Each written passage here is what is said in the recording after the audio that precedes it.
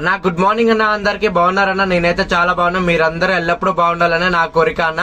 ఈ రోజైతే మన టమాటా అయితే అడిగామన్న మార్కెట్ రేట్ లో అయితే ఈ రైతులే అమ్ముతారు కాబట్టి వీళ్ళైతే 250 అయితే చెప్తున్నారన్న. హై క్వాలిటీ అయితే 350 కూడా మార్నింగ్ అమ్మాయని చెప్పారు. నేనైతే 6కి వెళ్ళిపోయాను.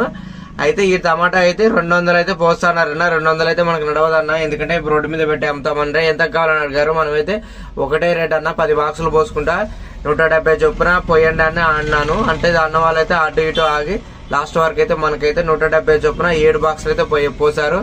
ఇక మిత్తానికైతే లోపలికి వెళ్ళి మిర్చి వేసుకుందామని అడిగాము. తక్కువ రేట్ లో ఉందేమనుకుంటే మొన్న ఉన్న రేట్ అయితే ఉందన్న, 28 రూపాయలు అయితే పడుతుంది.